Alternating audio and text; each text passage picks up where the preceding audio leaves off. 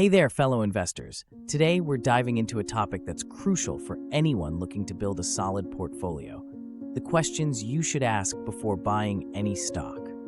I've been in the investing game for years, and let me tell you, having a checklist can save you from some serious headaches down the road. So grab your notepad, because we're about to go through 8 essential questions that'll help you make smarter investment decisions. Trust me, this is the kind of stuff I wish someone had told me when I first started out. Let's kick things off with profitability.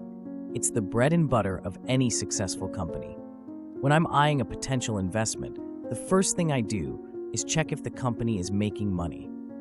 I look at both earnings and free cash flow. Earnings tell you how much profit a company is generating, while free cash flow shows you the actual cash left over after all expenses are paid. For example, let's say you're considering investing in a tech startup. They might be reporting high earnings, but if their free cash flow is negative, it could be a red flag. It means they're spending more than they're bringing in, which isn't sustainable in the long run. Next up, we've got to talk about competitive advantage. This is what sets a company apart from its rivals. It could be a unique product, a strong brand, or even a cost advantage.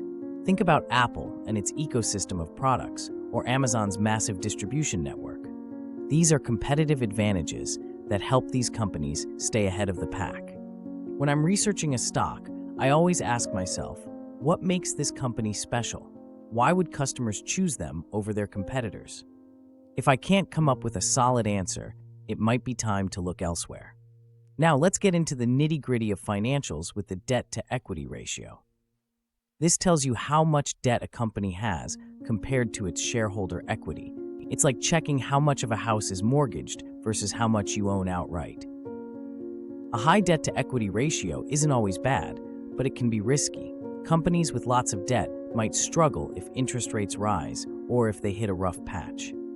Personally, I prefer companies with a debt-to-equity ratio below 2, but this can vary by industry. Here's where things get interesting. Intrinsic value. This is the true worth of a company, regardless of its current stock price.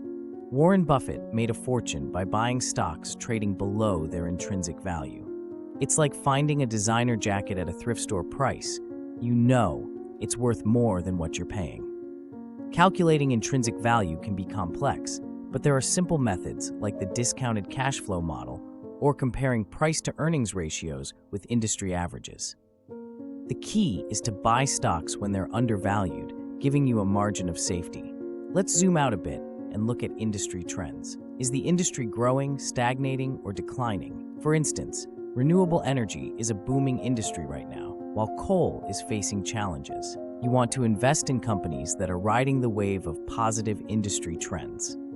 I always try to think about where an industry will be in 5 or 10 years. Will the company I'm investing in still be relevant? This forward-thinking approach has saved me from some potential investment disasters. For income investors, dividends are a big deal. If you're looking at dividend-paying stocks, check the stability of those dividends. Has the company consistently paid dividends? Have they increased over time? A company with a long history of steady or increasing dividends is often a sign of financial health and shareholder-friendly management.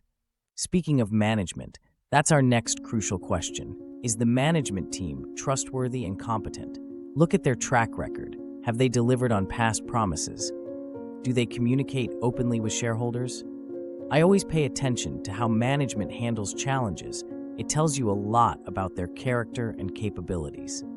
Finally, and this is super important, folks, does this stock align with your financial goals and risk tolerance? It's easy to get caught up in the hype of a hot stock, but if it doesn't fit your investment strategy, it's not the right move for you. For example, if you're nearing retirement, you might want to focus on stable dividend-paying stocks rather than high-risk growth stocks. On the other hand, if you're young and have a high-risk tolerance, you might be willing to take on more volatile investments for the potential of higher returns.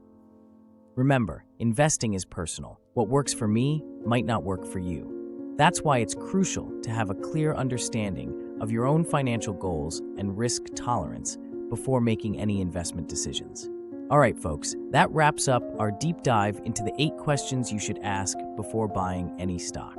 I hope you found this information helpful and that it gives you a solid foundation for making smarter investment choices. If you enjoyed this video and found it valuable, please give it a thumbs up and hit that subscribe button. Don't forget to turn on notifications so you never miss our latest investing tips and insights. And hey, drop a comment below with your thoughts or any questions you have. I love hearing from you all. Until next time, happy investing, and remember, do your homework before you buy. Your future self will thank you.